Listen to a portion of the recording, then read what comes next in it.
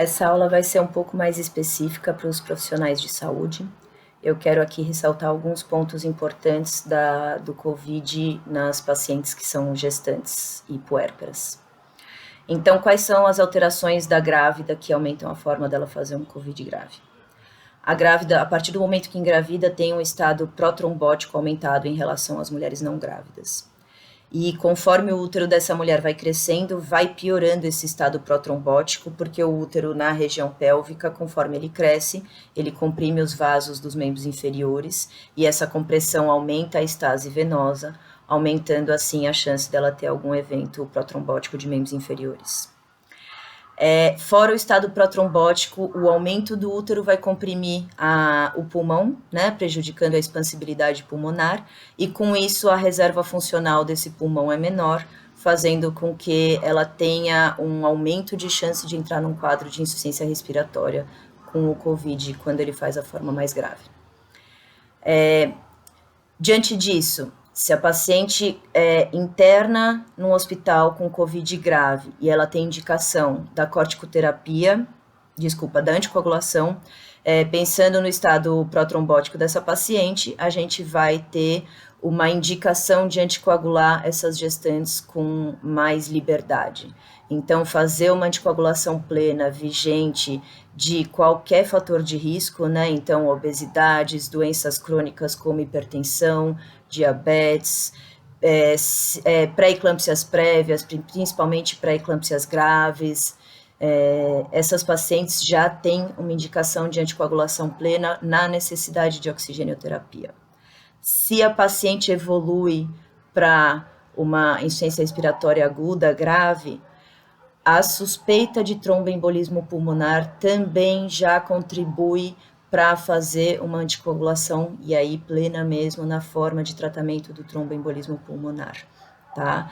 Como a paciente tem um risco trombótico muito aumentado, principalmente nos serviços em que não é possível fazer uma avaliação mais detalhada da coagulação dessa paciente, é importante que se entre com uma anticoagulação plena. Corticoterapia, como que eu vou fazer a corticoterapia na paciente gestante? Se ela tiver uma idade gestacional menor do que 34 semanas e tiver uma piora clínica importante em que haja o risco de ter que fazer o parto dessa mulher, fazer a dexametasona, 6 miligramas de 12 em 12 horas por 48 horas, e depois que completar as 48 horas da dexametasona, vai mudar para metilprednisolona.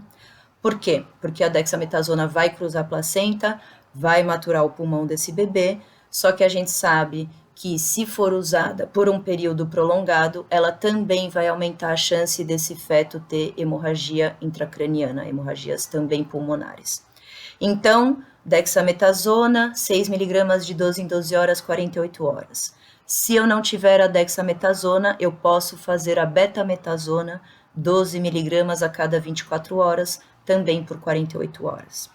Depois desse período, mudar para metilprednisolona, porque ela não cruza a placenta e não vai ter interferência com esse feto. As gestantes que precisam ser intubadas, ou até aquelas que estão com uma insuficiência respiratória aguda grave e conseguem ficar na posição prona, isso é uma coisa que os estudos têm visto que tem trazido um benefício enorme na recuperação pulmonar e na melhora da troca ventilatória dessas pacientes.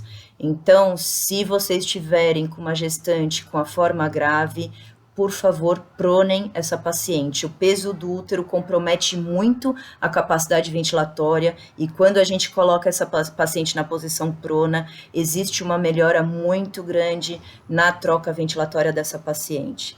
E os estudos têm mostrado que a posição prona não prejudica o bebê, tá? Só fazer alguns coxins um pouco mais altos para conseguir proteger a região do útero dessa paciente, a posição prona fica muito bem para esse tipo de quadro, tá? Se a paciente tem uma indicação de parto, isso piora muito o prognóstico dessa paciente, porque a gente sabe que a agressão cirúrgica é uma agressão pró-inflamatória e o aumento dessa inflamação vai interferir no prognóstico e no desenvolver da clínica desse COVID grave.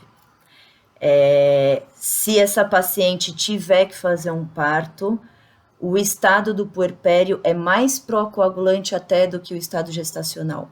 Então, assim que a hemorragia pós-parto permitir, já entrar com uma anticoagulação plena e fazer também uso de medicações para estimular a contração desse útero, principalmente ocitocina, numa dose um pouco mais prolongada, porque a gente sabe que essas pacientes com COVID de forma grave, que estão com sepse, em choque séptico, elas têm uma menor habilidade de contratilidade uterina, aumentando a chance de ficar com eventuais restos na cavidade ou não conseguir ter uma contração adequada para conter a hemorragia pós-parto, tá? Então, de uma forma geral, quais são aqui os principais pontos que a gente tem que ter cuidado na paciente gestante com COVID de forma grave? Anticoagulação, isso é o mais importante que a gente tem que ter o cuidado. A escolha da corticoterapia, o cuidado no pós-parto, saber que essa paciente tem uma chance enorme de evoluir com uma forma mais grave do que as pacientes que não são submetidas ao parto.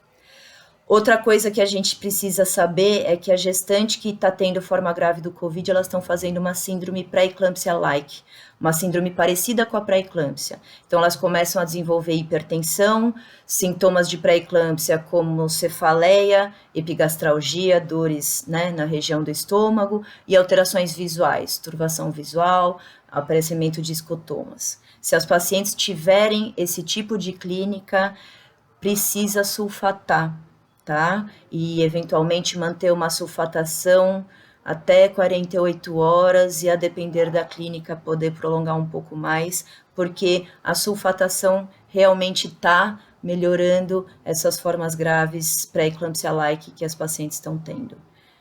Então, de uma forma geral, eu acredito que são essas as dicas, né? De quem tiver aí na linha de frente e se deparar com uma gestante, para poder tomar um cuidado aumentado com algumas particularidades que esse tipo de paciente pode ter. Sobre as drogas de sedação, todas as drogas podem ser feitas, tá? Procedimentos de intubação orotraqueal e a sedação pós-intubação. Então, não precisa ter medo de sedar essa paciente.